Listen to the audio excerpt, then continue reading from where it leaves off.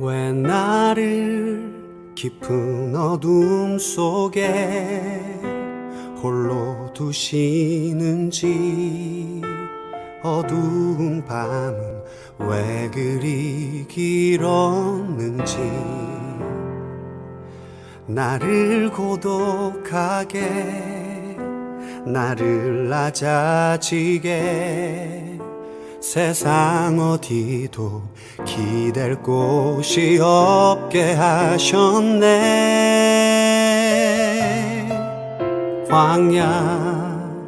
광야에 서 있네. 마음을 정돈하시고 조용한 기도 드리심으로 오늘 주일 예배를 하나님께 드리겠습니다.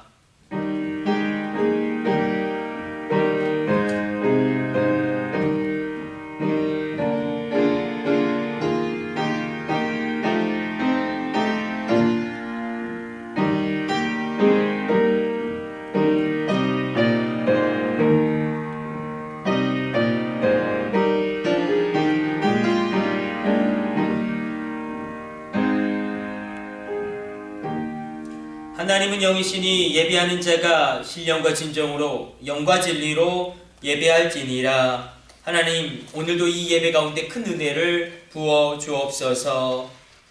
이 모든 것을 우리 주 예수님의 이름으로 기도드립니다. 아멘. 다 같이 일어나셔서 교동문 82번 교독하도록 하겠습니다.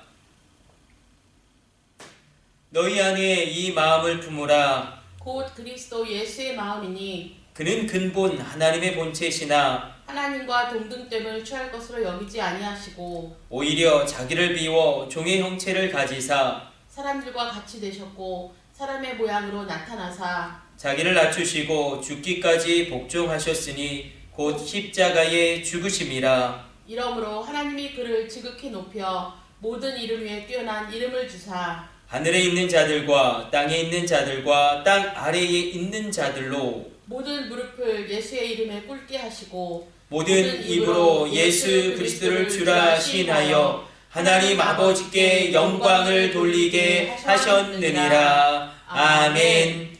사명과 일장으로 하나님께 영광 돌리겠습니다.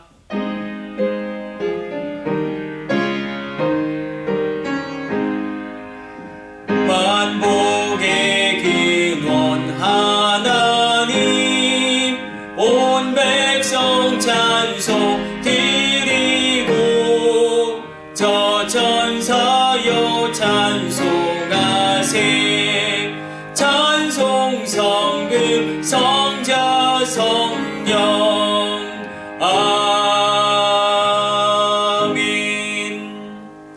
사도신경으로 신앙을 고백합니다. 나는 전능하신 아버지 하나님 천지의 창조주를 믿습니다. 나는 그의 유일하신 아들 우리 주 예수 그리스도를 믿습니다. 그는 성령으로 잉태되어 동정녀 마리아에게서 나시고 본디오 빌라도에게 고난을 받아 십자가에 못 박혀 죽으시고 장사된 지 사흘 만에 죽은 자 가운데서 다시 살아나셨으며 하늘에 오르시어 전능하신 아버지 하나님 우편에 앉아 계시다가 거기로부터 살아있는 자와 죽은 자를 심판하러 오십니다. 나는 성령을 믿으며 거룩한 공교회와 성도의 교제와 죄를 용서받는 것과 몸의 부활과 영생을 믿습니다. 아멘. 앉으셔서 기도하겠습니다. 하나님, 오늘도 주의 백성들 코로나의 상황 가운데서도 지켜 보호하여 주시고 어떤 어려움 가운데서도 주님께서 함께하여 주사 놀라운 능력이 드러나며 하나님의 뜻이 성취되어지는 일들이 일어나게 하여 주옵소서. 우리 자녀들 주님께 맡겨 드립니다. 하나님, 특별히 우리의 초등학교 아이들 코로나 가운데 학력 격차 발생하지 아니하도록 하나님의 지혜를 부어주시고 균형 잡힌 성장하게 하여 주시고 우리 중학교 고등학교 아이들 젊은 날의 창조자 하나님을 체험하는 놀라운 전인격적인 살아계신 하나님을 체험케 되어지는 성령 충만의 역사 일어나게 하여 주옵소서. 우리 젊은이들이 꿈을 꾸고 환상을 보며 나아가게 하여 주시고 저들의 진로와 미래와 결혼과 모든 길을 주님이 친히 동행하여 주시며 열어주사 믿음의 역사 일어나게 하여 주옵소서. 군대에 있는 우리의 아들들을 주님이 불꽃 같은 눈동자로 호위하여 주시며 천군 천사 동원하여 지켜주시며 강권적으로 주님이 책임져 주옵소서. 주님, 기도하옵기는 해외에 있는 우리의 성도님들, 우리의 자녀들, 또 선교사님을 위하여 기도합니다. 주님의 날개 아래 품어주시며 어떤 상황에서든지 공급하여 주시고 놀라운 은혜로 살아계신 하나님 입증되어진 놀라운 인생 살아가게 하여 주옵소서. 이 모든 것을 우리 주 예수님의 이름으로 기도드립니다. 아멘. 주님 가르쳐 주신 기도 올려드립니다. 하늘에 계신 우리 아버지, 아버지의 이름을 거룩하게 하시며 아버지의 나라가 오게 하시며 아버지의 뜻이 하늘에서와 같이 땅에서도 이루어지게 하소서.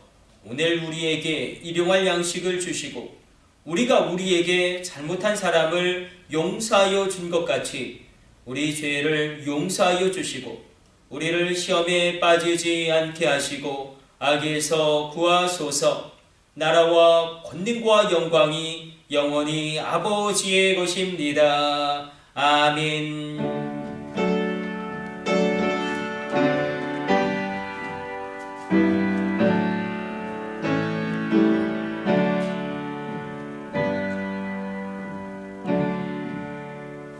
찬송가 445장 찬송 드리면서 봉헌하는 시간 갖도록 하겠습니다.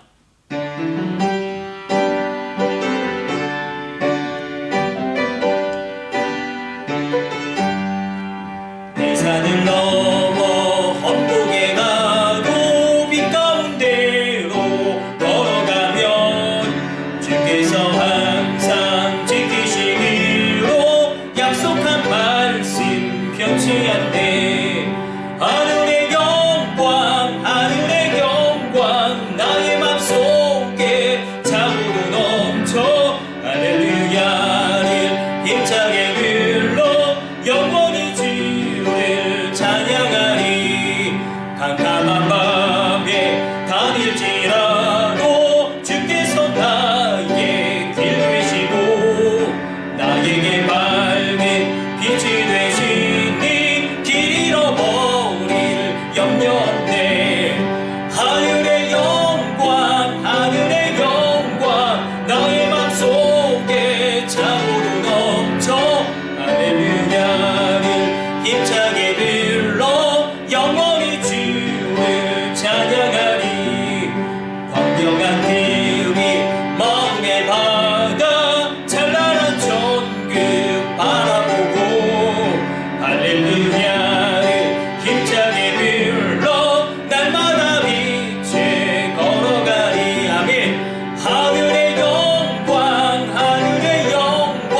나의 맘속에 참으로 넘쳐 할렐루야를 힘차게 불러 영원히 주를 찬양하리. 님을 위해서 기도하겠습니다. 하나님, 주님 앞에 나올 때 귀한 추일원금 추정원금으로 예물을 드린 손길과 가정들이 있습니다. 이 귀한 예물 아름답고 놀랍게 사용하여 주옵소서. 주님, 온전한 11조를 구별하여 드림으로 신앙을 고백하며 나가는 손길과 가정들이 있습니다. 11조를 드린 손길과 가정 가운데 하늘의 온천의 복과 땅의 기름진 복으로 함께하여 주시며 복의 근원되어 열국과 열방 가운데 축복의 물줄기를 흘려보내게 하여 주옵소서.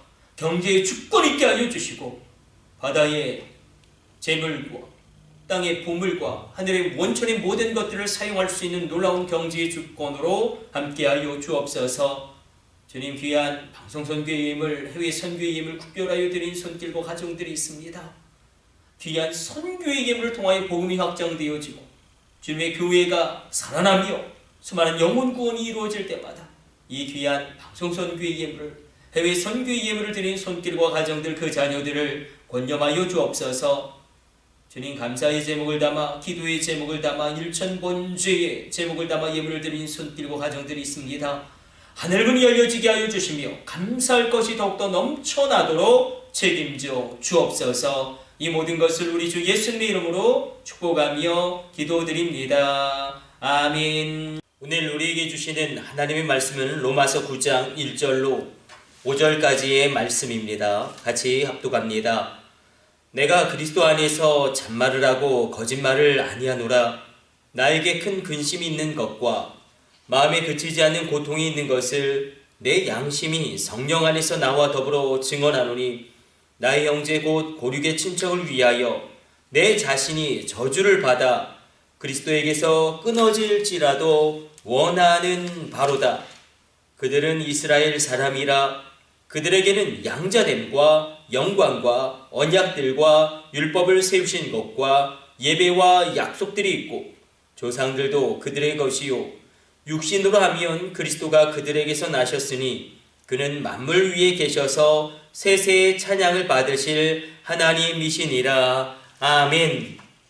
오늘 성경의 본문은 하나님의 아픔을 이야기하고 있습니다. 하나님의 아픔이 있습니다.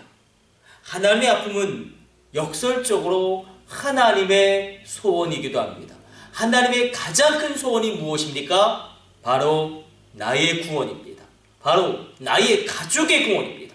하나님이 가장 원하시는 그 마음의 소원이 무엇입니까? 바로 나의 회복입니다. 나의 가족의 회복이기도 합니다.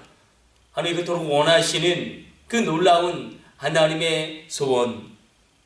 오늘 성경 본문의 말씀은 완급을 이야기하고 있습니다. 이래 완급이 있겠죠. 그렇겠죠. 무엇을 먼저 강하게 붙잡아야 하겠고 무엇을 그 다음에 후에 약하게 붙잡아야 할 것이 있을 것입니다. 또한 오늘 본문은 강약을 이야기합니다. 삶의 강약이 있을 수 있을 것입니다. 무엇을 강화시킬 것이냐 그리고 무엇을 약화시킬 것이냐. 여러분 삶 가운데 강화시켜야 할 것이 무엇입니까?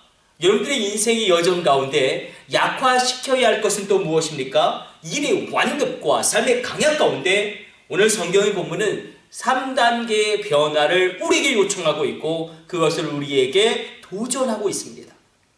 이 3단계의 변화, 그 첫 번째 변화는 시각의 변화입니다.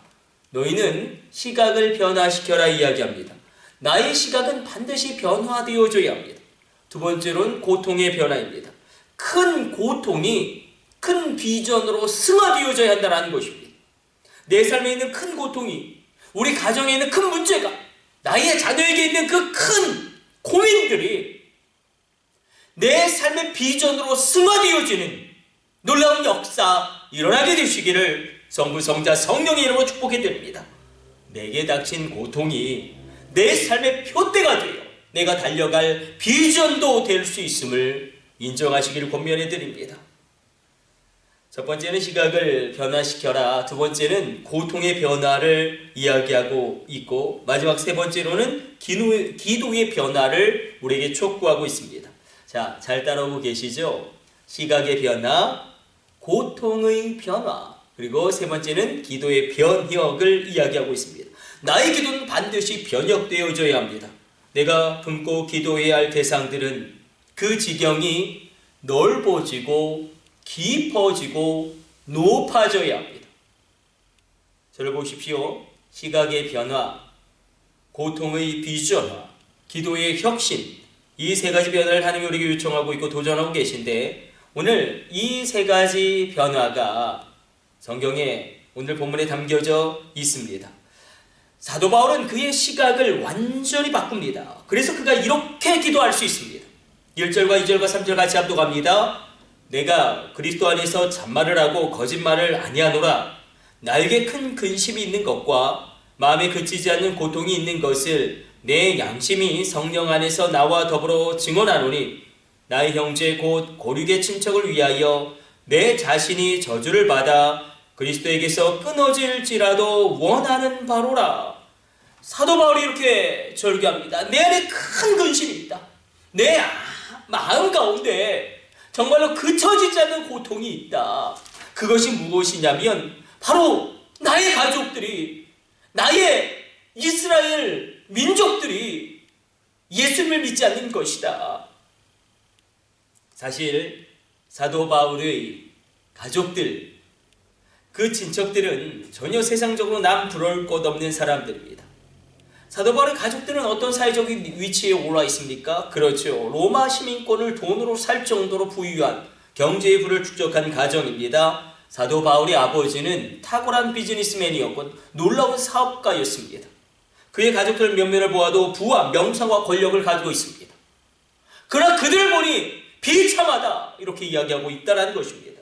그의 친척들 또한 유대사회 고위층에 위치한 신분의 최고의 사닥다리 위에 위치한 소위 잘나가는 사람들입니다. 그럼 사도 바울의 친구들과 동료들은 어떠할까요? 라반 가말리엘 대학자 밑에서 같이 공부했던 친구들입니다. 최고의 학벌을 가지고 있는 사람들입니다. 이렇게 표현하면 되겠죠. 최고의 학벌을 가진 바리새인들, 최고의 학벌을 가진 제사장들입니다. 그들이 뭐가 부족하겠습니까? 사회의 최고위층입니다. 지금으로 치면 아주 잘 나가는 변호사, 잘 나가는 검사, 아니면 아주 잘 나가는 그런 대학교 총장, 이런 사람들이 즐비한 것이 사도 바울의 동료들이었습니다. 사도 바울 가문 자체도 대단하죠.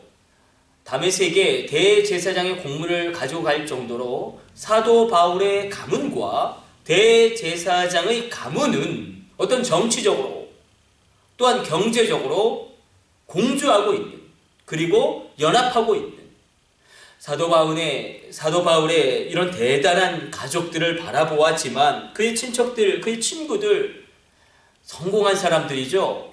그러나 그냥 성공한 사람들이 아니라 소위 오늘날의 표현으로 대박 성공한 사람들입니다. 그러나 예수님을 만나고 난 뒤에 사도 바울은 충격적으로 3일 동안 아무것도 보지 못합니다. 아나니아 목사님이 안수한 이후에야 그 눈에서 비늘이 떨어집니다. 그리고 그는 예수님을 중심으로 모든 것을 재해석하기 시작합니다.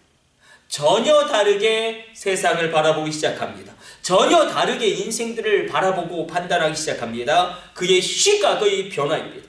오늘 본문에서도 여지없이 변화되어진 사도 바울의 시각을 우리는 발견하게 됩니다. 사도 바울이 그의 가족과 친척들과 동포들을 바라볼 때에 예수를 믿지 않습니다.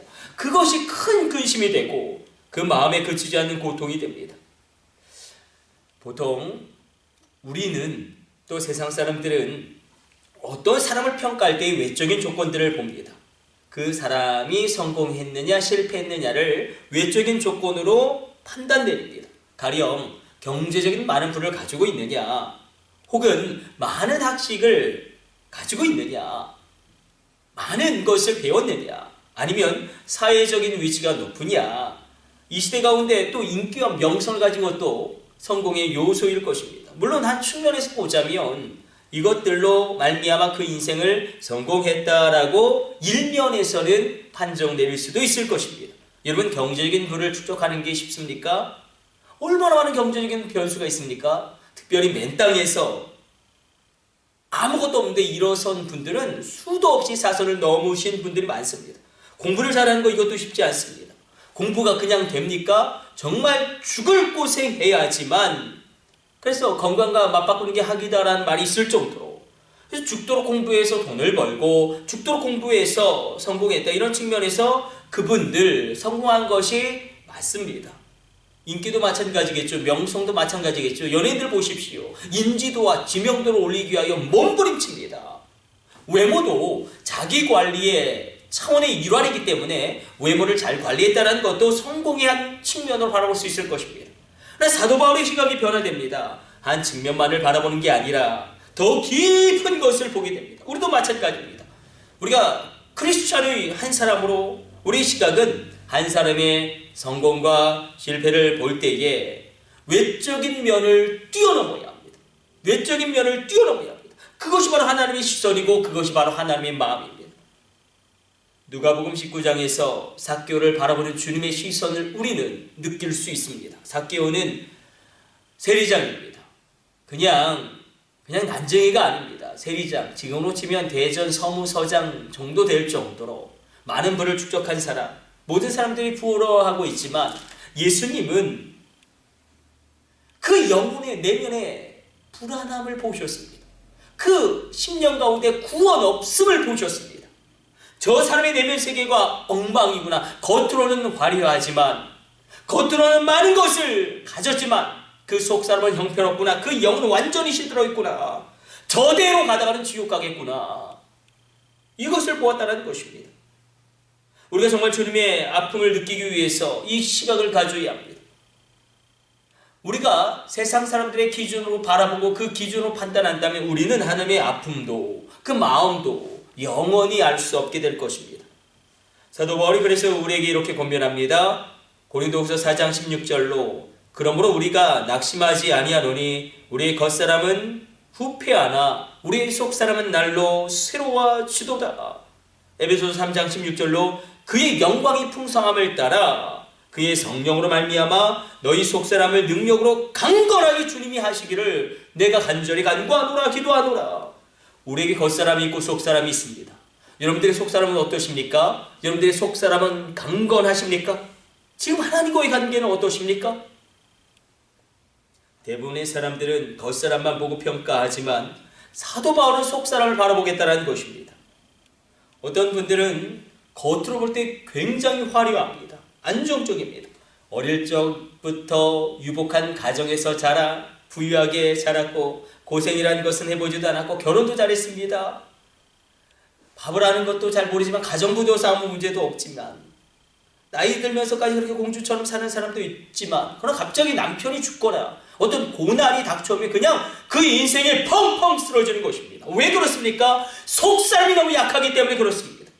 겉사람은 굉장히 화려한 것 같지만 그 속사람은 여지없이 무너질 정도로 너무 연약하기 때문에 왜 연예인들이 그렇게 마약을 합니까? 왜 그렇게 재벌 2세들이 외로움을 이기지 못하고 펑펑 넘어집니까? 상처를 견디지 못하는 것입니다. 그 속사람이 너무나 연약하기 때문에 그렇습니다. 그러므로 우리가 그 사람의 속사람은 강건한가 이것을 바라보아야 합니다. 과연 그 사람에게 그 사람 안에 예수님이 있는가? 이 사람이 오늘 죽어도 하나님 나라에 간다는 구원의 확신이 있느냐 없느냐 그것을 바라보셔야 합니다.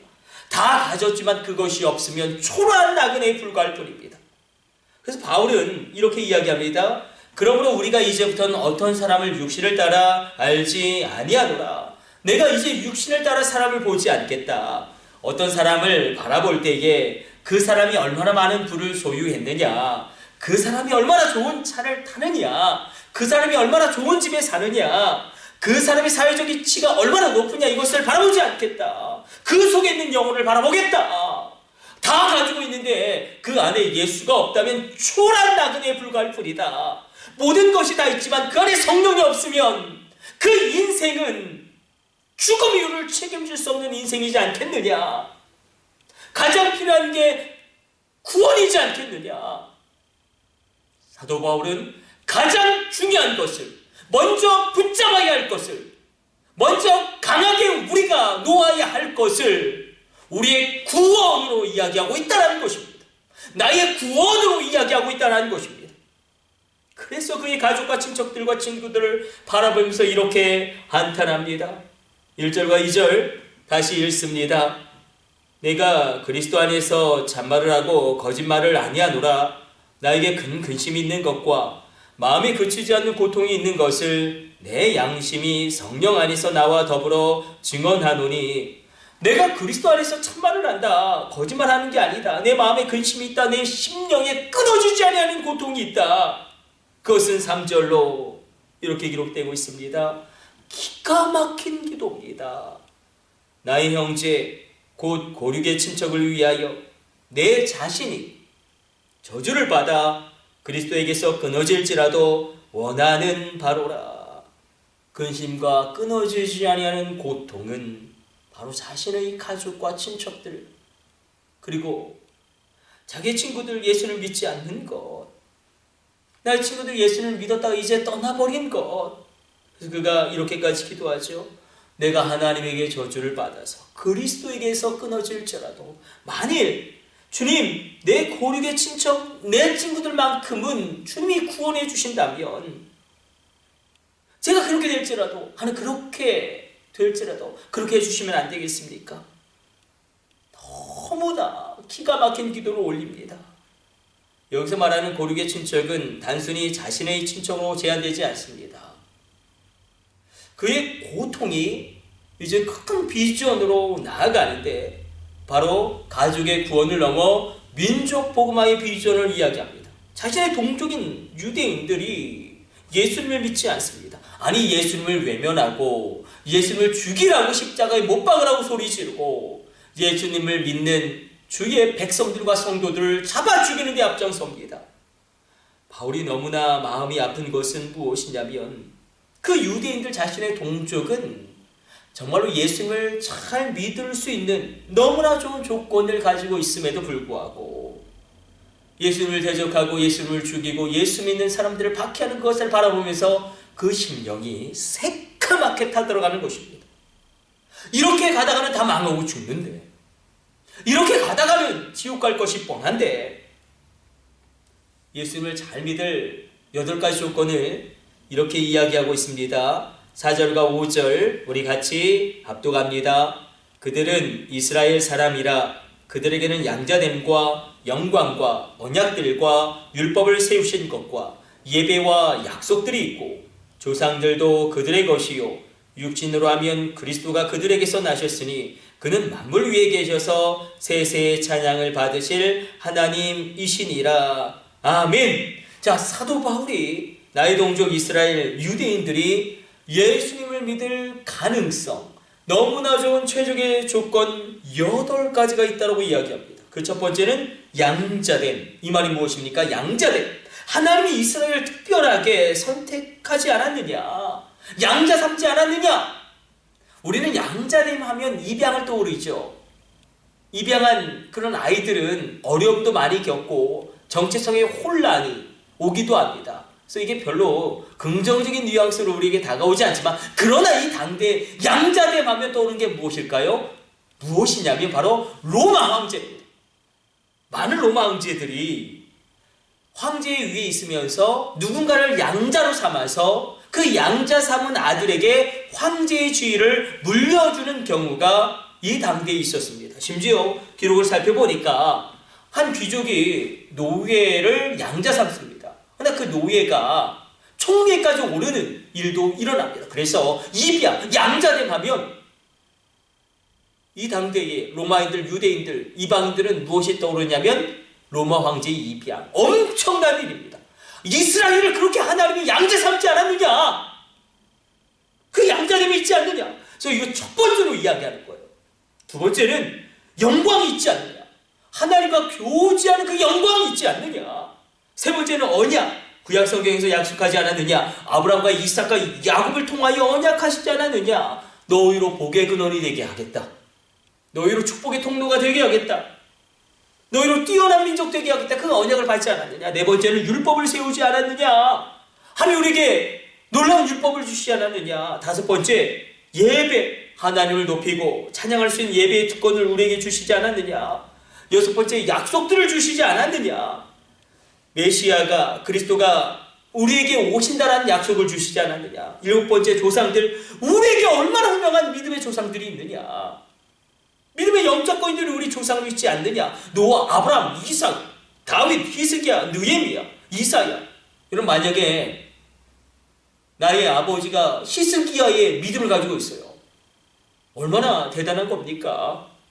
그리고 여덟 번째는 육신으로 예수님이 유대인으로 나지 않았느냐?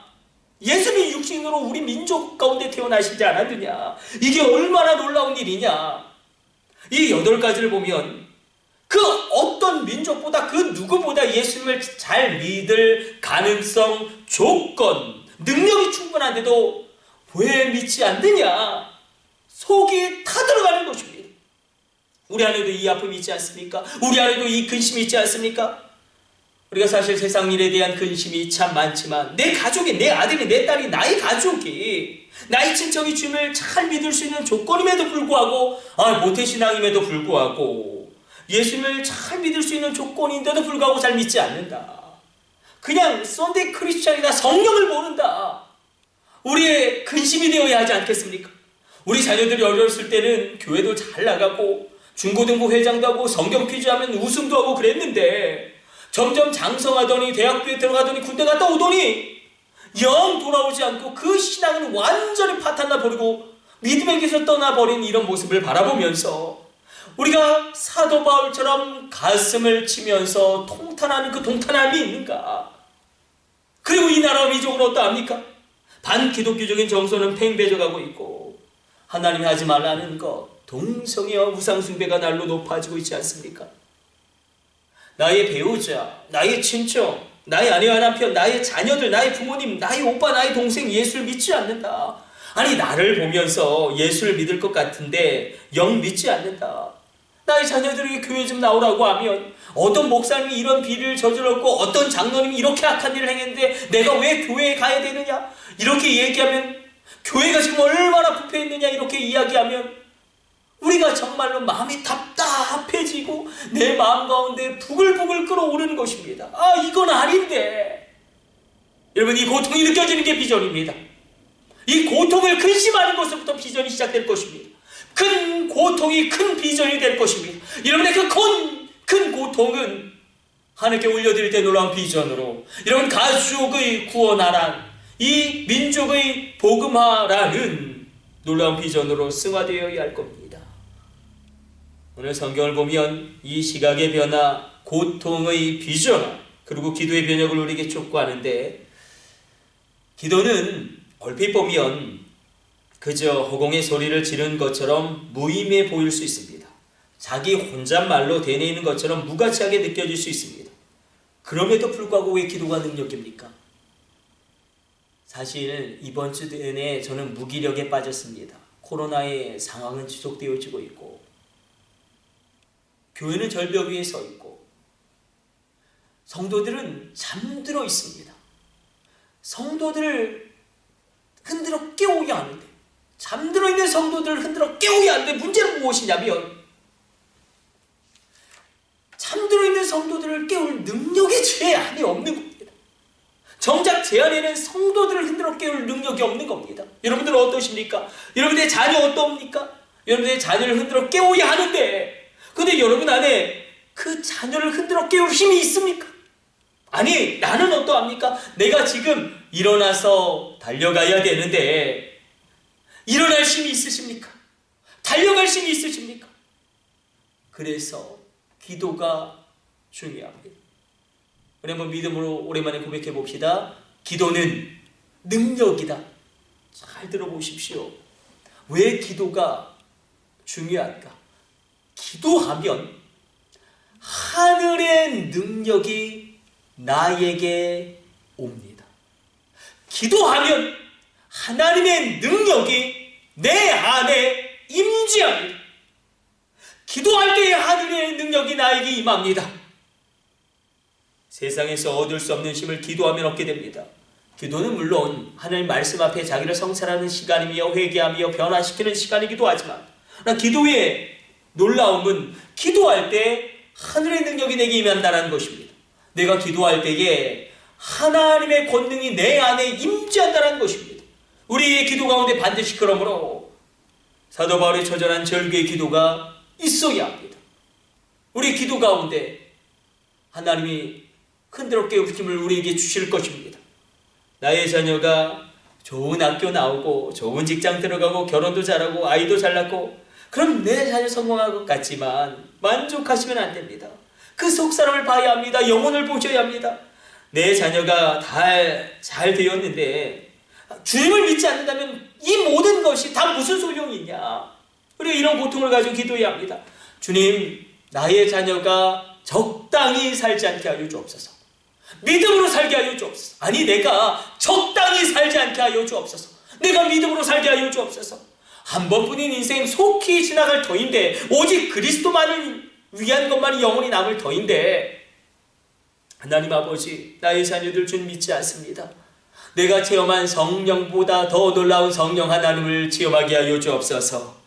내가 체험한 하나님보다 더 크고 놀라운 하나님을 누리게 하여 주옵소서. 하나님 아버지 자녀들에게 신앙을 이어줘야 하는데 그렇게 하지 못했습니다. 공부하라고는 이야기했지만 단지 세상적인 가치관과 기준을 이야기했지만 하나님의 가치관, 성경이 말하는 진리에 대하여 11조에 대하여 가르치지 못한 것을 회개합니다. 실로 인생이 풀과 그 모든 아름다움은 꽃과 같은데 풀은 마르고 꽃은 시드는데 하나님의 말씀을 가르치지 못했습니다. 다시 하나님의 말씀을 가르치게 하여 주옵소서. 우리 이렇게 사도 바울의 처절한 절기의 기도가 있기를 원합니다.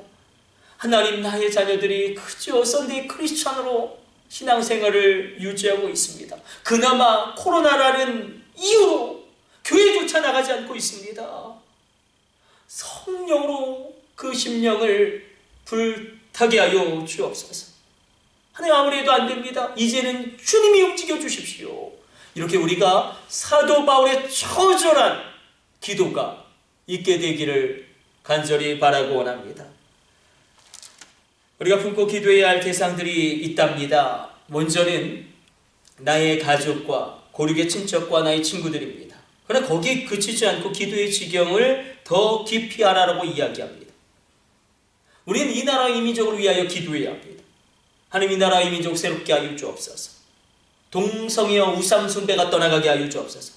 그런데 오늘 굉장히 놀랍게도 굉장히 충격적으로 다가오는 말씀은 하나님이 우리가 이스라엘을 위하여 기도해야 한다고 말씀하시기 때문에 그렇습니다. 우리가 유대인을 위하여 기도하라라고 하나님이 우리에게 권면하시기 때문에 그렇습니다. 시선을 돌려서 우크라이나 사태를 한번 생각해 봅시다. 예일대 교수 티모시 스나이더가 아주 좋은 책을 한 권 썼습니다. 블러드랜드, 피에 젖은 땅. 내용은 이렇습니다. 2차 세계대전 당시에 가장 큰 희생을 치른 땅은 이 나치 히틀러의 베를린과 이 스탈린의 모스크바, 그 사이에 있는 땅이라는 것입니다. 우크라이나는 그 중심에 있죠. 히틀러와 스탈린 사이에서 가장 많이 피를 흘린 땅이고 무려 1,400만 명이 학살당하고 그 중에서 제일 많이 죽은 게 유대인과 우크라이나와 그 지역의 사람들입니다. 우크라이나가 저렇게 결사항전하는 것은 처절한 역사적인 교훈 때문입니다. 2차 세계대전 발발 1년 전 1933년 스탈린은 우크라이나의 흑토지대, 비옥한 곡창지대를 침략하고 병합합니다. 그리고 가장 제일 먼저 한 것은 대대적인 수탈입니다. 그 결과 비옥한 곡창지대에 있는 사람들이 굶어 죽어가기 시작합니다. 수백만 명이 굶어 죽습니다. 보급소에 빵 하나를 얻기 위하여 4만 명이 줄을 서기도 하고, 심지어 배고픔을 참지 못하고 사람들이 인육을 먹기 시작합니다. 사람이 사람을 죽여서 잡아먹기 시작하고 가족이 가족을 잡아먹는 비극이 일어납니다. 인육을 사고 파는 블랙마켓까지 등장합니다. 그리고 이런 비극 가운데 가장 많이 희생을 당한 것은 가장 연약한 어린아이들이었습니다. 우크라이나의 저항을 이끌고 있는 대통령 젤렌스키는 유대인입니다. 2차 세계대전 당시 독일의 히틀러가 600만 명의 유대인을 학살했죠. 이때 젤렌스키의 증조 할아버지도 죽습니다. 학살당합니다. 유대인으로. 독일의 나치에 의한 홀로코스트는 악명이 높죠. 600만 명이 죽었는데 이 독일 제국 다음으로 유대인들이 많이 죽은 땅이 바로 우크라이나입니다. 우크라이나에서 학살당한 유대인의 수는 90만 명에 육박합니다. 사실 이 중세와 근대까지의 반유대주의는 유럽과 전 세계에 맹위를 떨쳤습니다. 마틴 루터도 유대인들에 대한 적대감을 드러내지 않았습니까? 심지어 어거스틴도 마찬가지고 칼빈도 마찬가지입니다. 기독교인들이 유대인들을 죽였습니다. 반유대주의, 안티세미티즘, 중세와 근대에 이르기까지 이 시대의 흐름이었고 사상이었습니다. 그런 상황 속에서 유대인들을 고통받았죠. 2차 세계대전에만 유대인들이 학살당한 것이 아니라 십자군 전쟁 때에도 유럽 기독교인 십자군들에 의해서 유대인들이 학살당합니다. 그래서 R.J. 럼멜 같은 학자는 1095년에서 1208년 한 105년 이 사이에 기독교인들이 한 100만 명 정도의 유대인과 이슬람 교도를 죽였다고 추정합니다. 당대 인구가 4억 명임을 감안할 때에 지금의 인구 비율로 600만 명 정도를 죽인 것입니다. 이런 추정도 있죠. 십자군이 예루살렘을 장악했을 때에 그 예루살렘에 있는 거의 90%의 유대인들을 죽입니다.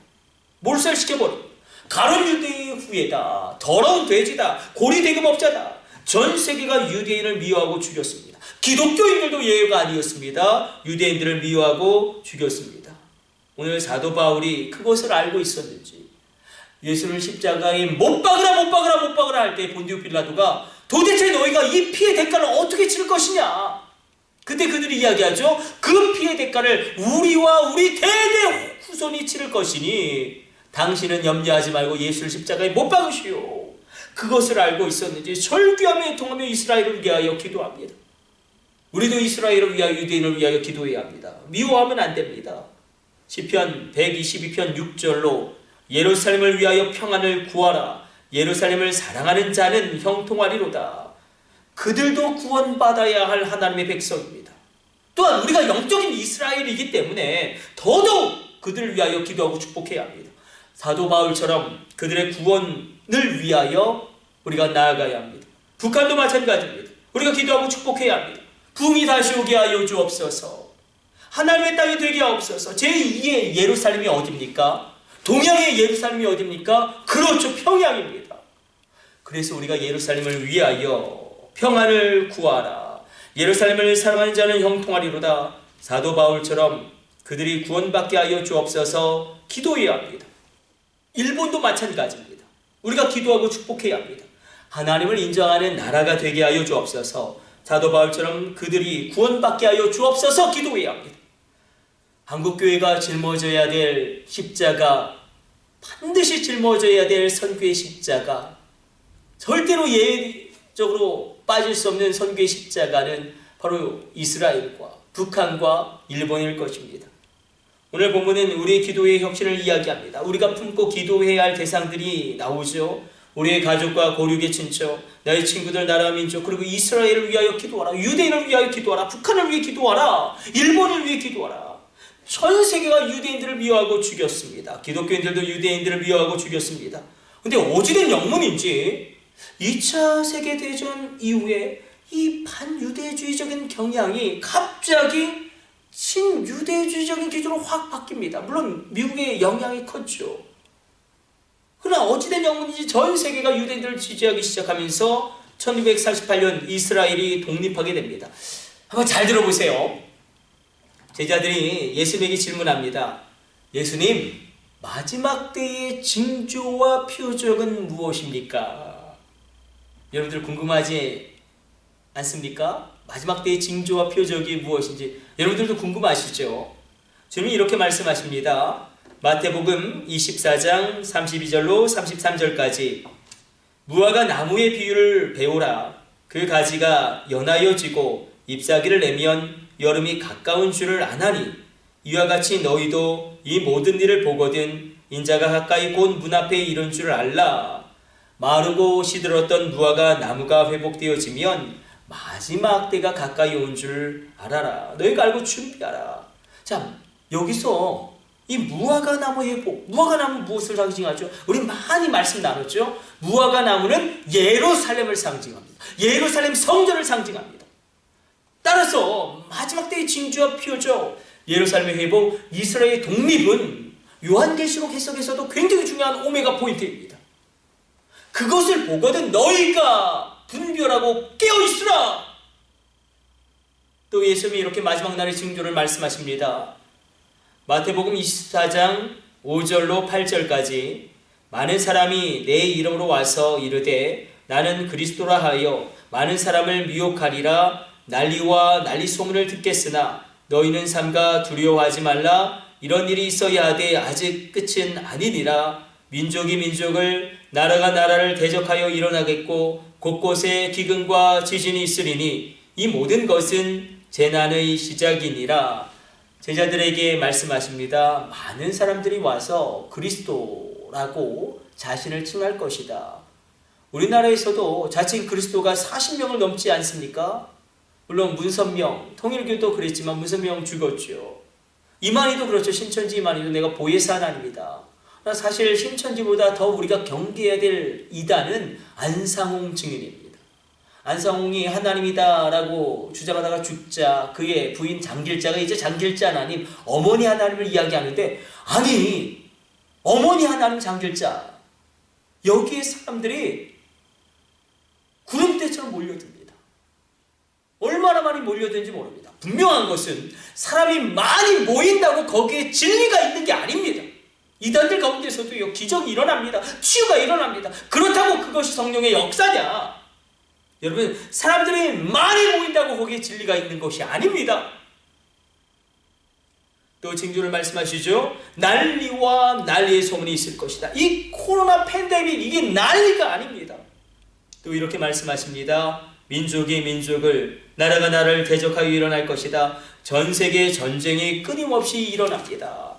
지금 또 징조를 이렇게 예언합니다. 기근과 지진이 있으리라. 기근과 지진의 횟수가 과거에 비해서 폭증하고 있는 것 우리 다 알고 있습니다. 그러나 아직 마지막은 아니다. 그것들을 보거든 너희는 깨어있으라. 깨어있으라. 어떻게 깨어있으라? 시각을 변화시킴으로 깨어있으라. 너희의 고통을 비전으로 승화시킴으로 깨어있으라. 너희의 기도의 지경을 넓힘으로 기도함으로 깨어있으라. 이 하나님의 말씀이 주님의 재림 때나 들을 수 있는 천사장의 나팔소리로 여러분의 심령 안에 울려 퍼지게 되시기를 성부, 성자, 성령의 이름으로 축원해 드립니다. 우리 기도하겠습니다. 하나님, 우리 시각의 변화됨을 허락하여 주시고 우리 고통을 비전으로 승화시킴으로 깨어있게 하여 주옵소서. 기도함으로 깨어있게 하여 주시고 기도의 지경을 넓히게 하여 주옵소서. 이 모든 것을 우리 주 예수님의 이름으로 기도드립니다. 아멘. 축도로 오늘 예배 모두 마치겠습니다. 이제는 우리 주 예수 그리스도의 놀라운 구속의 은혜와 지극히 크신 하나님 아버지의 사랑하심과 성령님의 감동하심이 오늘 예배드리는 모든 주의 백성들 위에 이제부터 영원까지 함께 있을지어다. 아멘.